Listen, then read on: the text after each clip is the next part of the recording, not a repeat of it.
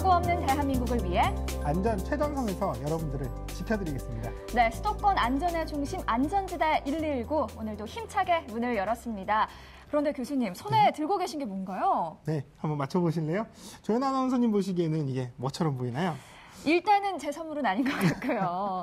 곤충처럼 생겼어요. 뭐 지네 같기도 하고 거미 같기도 하고. 네, 모양이 좀 그렇죠? 일단 안전에 관련된 거는 알겠는데 네. 도대체 뭐에 쓰는 물건인지 궁금합니다. 네, 바로 알려드리면 좀 재미가 없으니까 뭐에 쓰는 물건인지는 프로그램 마지막에 알려드리도록 하겠고요. 네. 한 가지 힌트를 드리자면 화재와 관련이 있습니다. 화재요. 네. 화재라고 하니까 더 연관이 안 되는데요. 네. 일단은 궁금증을 안고 안전지대 119 출발하도록 하겠습니다. 먼저 독점 공개 119 X8부터 함께 하시죠.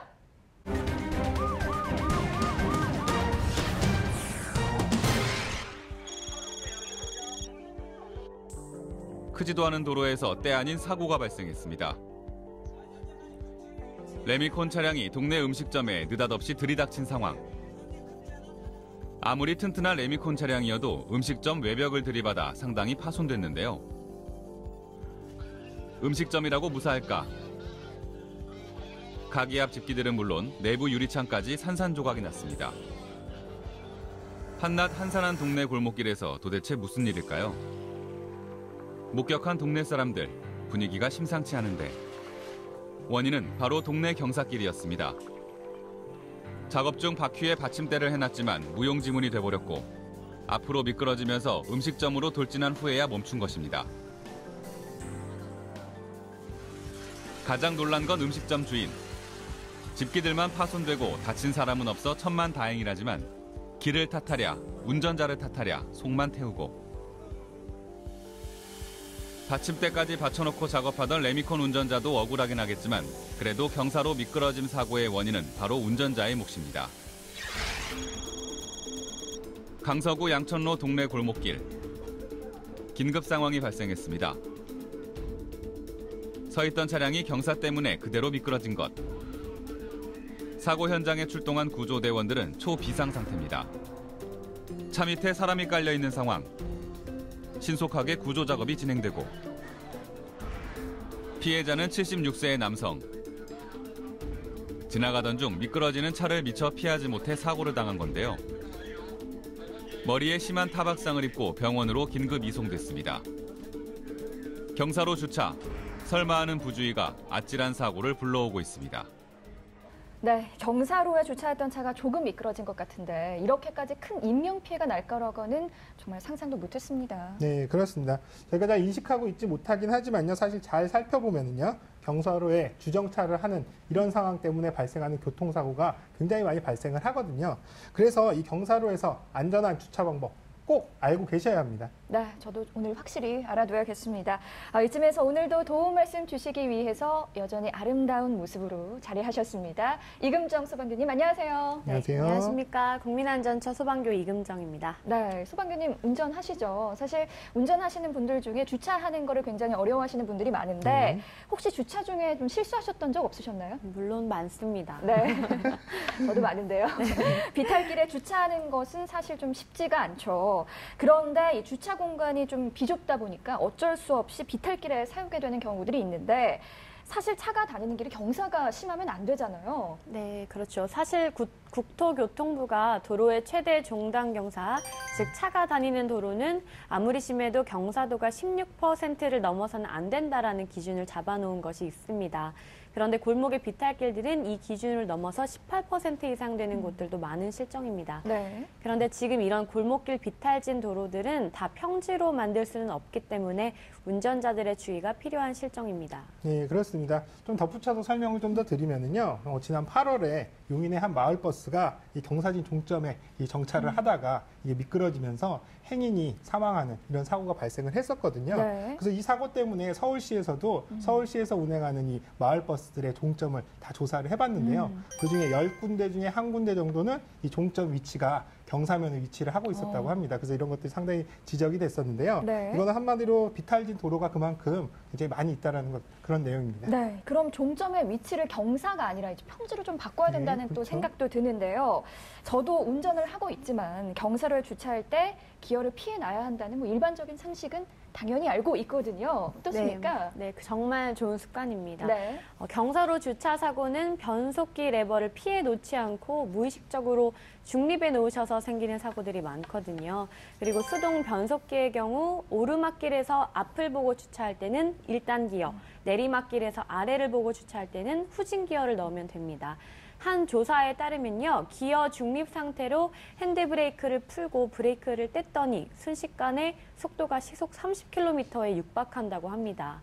밀려 내려가는 거리가 길어질수록 속도는 더욱 빨라지겠죠. 네, 그렇습니다. 이 경사로에서 기어를 중립 상태에서 이렇게 차가 밀리기 시작하면은요, 차 중량 때문에 또 그리고 붙는 이 가속도 때문에요, 차를 멈추기는 사실상 불가능하거든요. 네. 그래서 사실은 이제 항상 주차 기어는 파킹해 놓고 또 핸드브레이크, 사이드 브레이크를 반드시 채우라고 이렇게 하고 있는데요. 이렇게 채운다 하더라도 100% 안전하다 장담을 드릴 수는 없습니다. 그래서 항상 조심을 하셔야 되는데요. 말씀해 주시죠. 네, 역시 전문가라서 잘 알고 계시는데요. 경사로에서 정차나 주차할 때 핸드브레이크 채우시는 분들이 많은데요. 일반 승용차의 핸드브레이크는 케이블로 뒷바퀴와 연결이 되어 있습니다. 문제는 이 핸드브레이크가 차체 구조물 안쪽에 위치해서 운전자 육안으로는 확인할 수 없기 때문에 이 케이블이 오래돼서 끊어지거나 느슨해지면서 재기능을 못할 수도 있다는 점입니다. 이렇게 되면 핸드브레이크를 당겨도 레버만 위로 올라올 뿐 뒷바퀴를 제동해주는 힘이 사라지거나 약해질 수 있다는 겁니다. 네, 그러니까 케이블이 낡아서 재기능을 못할 수도 있는데 우리의 눈으로 확인이 좀 불가능하니까 핸드브레이크만 믿고 안심해서는 안 된다는 말씀이신 거죠. 오늘 좋은 정보 정말 많이 얻습니다. 네. 그렇다면 경사로에서 안전하게 주차하는 방법 또 어떤 것들이 있을까요? 네, 많은 분들이 이렇게 이제 사이드 브레이크를 채우고 이런 방법들은 잘 알고 계신데요. 한 가지 놓치고 계신 점이 이 바퀴에 관련된 부분입니다. 그래서 항상 비탈길에 주차를 하실 때는 바퀴를 최대한 꺾어서 이 벽 쪽을 향하게끔 해놓는 게 굉장히 중요한데요. 이러한 경우에 이렇게 만약에 차가 밀린다 하더라도 바퀴가 꺾여 있어서 벽 쪽으로 이렇게 자동차가 자연스럽게 부딪히게 돼서 더 큰 사고를 막을 수 있는 이런 상황이 되거든요.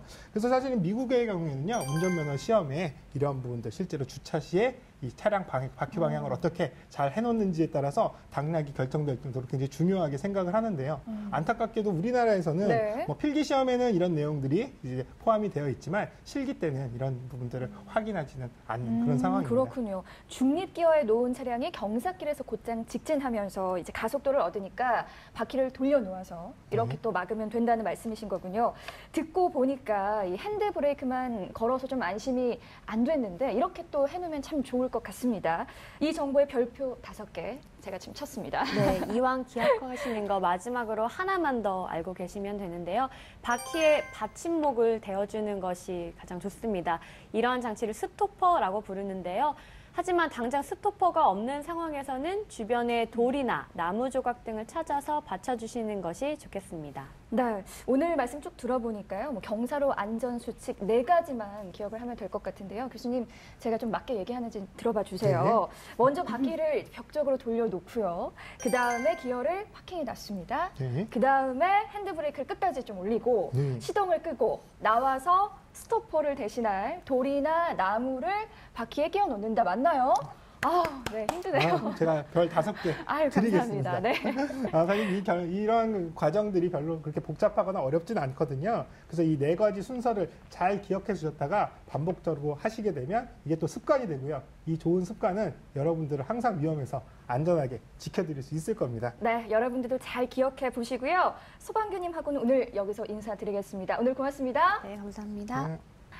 네, 이번에는 교통사고 없는 대한민국을 바라는 의미에서 꼭 필요한 사고 복귀 순서입니다. 네, 위험천만한 위기 상황 속에서 안전지혜를 되짚어보는 포착 블랙박스 속으로 함께 보시죠.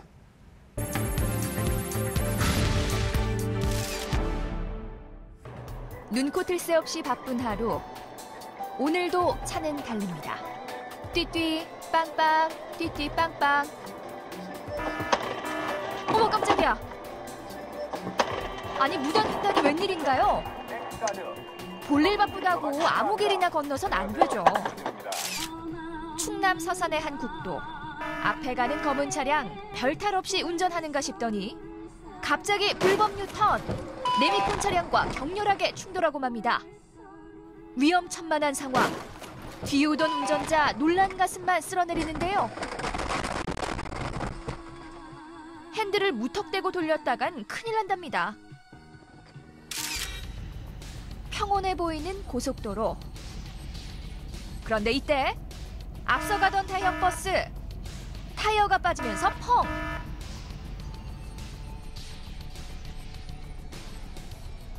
연기와 함께 타이어는 안녕. 뒤따르던 차량이 없어서 그나마 천만다행인데요. 장거리 운전의 타이어 점검은 꼭 필수겠죠. 왼쪽은 블랙박스 앞, 오른쪽은 블랙박스 뒤 영상인데요.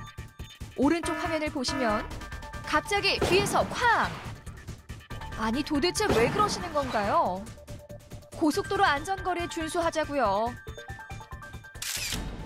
과속운전 고속도로에서도 비일비재합니다. 남해고속도로인데요. 달려오는 흰색 차량. 그야말로 무한질주. 공중회전만 수십 차례 후 결국 전복되고 맙니다.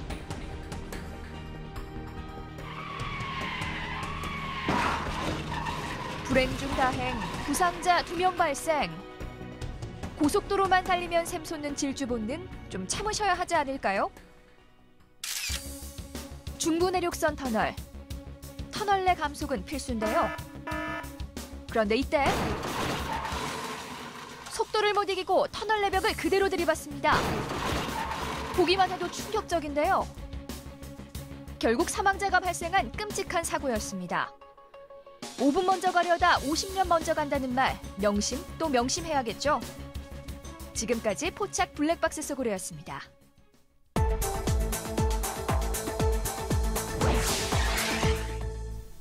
네, 탁자 앞에 보니까 오프닝부터 저를 굉장히 궁금하게 만들었던 물건이 있는데요. 네. 도대체 물건의 정체가 뭔지 공개가 되는 건가요? 네, 물론입니다. 네, 기대가 됩니다. 오늘 톡톡안전연구소 도움 말씀 주시기 위해 박형일 건축사님 나오셨습니다. 안녕하십니까? 네, 안녕하세요. 네, 아까부터 교수님께서 이 물건을 가지고 저를 굉장히 궁금하게 만들었어요. 혹시 아시나요, 건축사님? 아, 네. 그럼 제가 말씀드릴까요? 이건 한 대학교 기계시스템 전공 동아리 학생들이 한 경진대회에서 대상을 수상한 작품인데요. 이름이 초고층 스파이더 소방 로봇입니다. 네, 제가 조금 더 설명을 드리면요. 이 초고층 빌딩에서 화재가 발생했을 때 화재를 신속하게 진압할 수 있는 로봇인데요. 이 로봇이 신속하게 건축 벽면을 이동을 해서요. 또 통신용 드론으로 제어를 하면서 화재 지점에 신속히 접근해서 화재를 진압할 수 있도록 만들어진 로봇이다. 이렇게 보시면 될 것 같아요.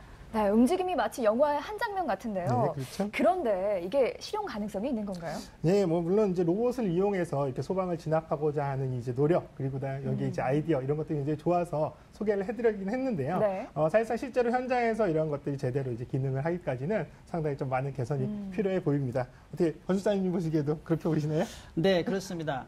초고층 건축물 안전에 대한 많은 관심은 필요하지만 정확한 정보와 이해를 바탕으로 접근해야 하기 때문에 초고층 건축물의 화재 안전이 사실 쉬운 부분만은 아닙니다. 그렇군요. 서울 도심만 하더라도 초고층 건물이 굉장히 많잖아요. 우리나라가 초고층 빌딩 건축 기술이 세계적이라고 들었습니다. 맞습니까? 네, 현재 세계 최고층 건물인 두바이의 부르즈 칼리파, 대만의 타이페이 101, 말레이시아의 페트로나스 타워 등을 통해서 우리나라는 초고층 건축물의 건설 능력에 대해서는 이미 세계적인 기술과 경험을 보유하고 있습니다. 네. 현재 서울은 초고층 건물이 많은 도시 세계 7위, 그리고 잠실 초고층 타워가 완공되면 세계 5번째로 높은 건물로 기록될 것이고요. 이외에도 20여 개의 초고층 건물이 들어서 있습니다. 네. 네. 요새 초고층 건물이 들어설 때마다 뜨는 장소가 되고 있잖아요. 야경도 좋고 볼거리도 네, 많고 그렇죠. 그래서 사람들이 몰리다 보니까 이 화재 안전에 대해서 저희가 꼭 넘겨짚고 가야 할 것 같습니다. 그런데 초고층, 저고층 하는데요. 이 초고층 건물의 높이가 정해져 있는 건가요? 네, 나라마다 조금씩 규정이 다른데요. 우리나라의 경우에는 건축법과 초고층 특별법에 지상 50층 이상 혹은 높이 200m 이상 건물을 초고층 건축물로 규정하고 있습니다. 층수와 높이로 규정을 하는 거군요. 2010년도였죠. 네. 부산에 있는 38층짜리 대형 주상복합 건물에서 화재가 나서 부상자 5명이 발생했었는데요. 당시 화면을 보면서 저런 초고층 건물에서 화재가 나면 어떻게 해야 하나 이런 생각이 참 많이 들었어요. 예, 사실은 이제 많은 일반인 분들께서 이 초고층 건물 높다는 이유만으로 굉장히 위험할 거다 이렇게 생각하시는 분들이 상당히 좀 많이 있으세요. 네. 물론 이제 높다는 이유가 사실은 이제 뭐 피난이라든지 또 실제로 화재가 발생했을 때 진압이라든지 이런 것들에 어려움이 있는 건 사실이지만요. 또 이러한 문제들은 이미 많이 파악이 되고 있기 때문에 설계나 시공 단계에서 초고층 건물을 지을 때 충분히 안전할 수 있는 화재 기술, 또 이러한 또 기술을 적용하기 위한 법규라든지 의무 규정들을 적용을 해서 충분히 안전할 수 있도록 이렇게 지금 지어지고 있습니다. 그렇군요. 현재 국내 소방 관련 법규가 어떻게 마련되어 있나요? 네, 국내에서는 2012년도에 초고층 특별법을 제정해서 초고층 건축물의 설계와 시공, 그리고 유지 관리상의 안전 규정을 의무화했고요. 건축 관련법에서도 피난 안전과 관련된 피난 안전구역이나 피난용 승강기 등을 설치하도록 하였습니다. 네, 그런데 또 한편으로는요, 또 이제 우리나라의 이 초고층 관련된 이 규제 이런 것들이 상당히 많아가지고요.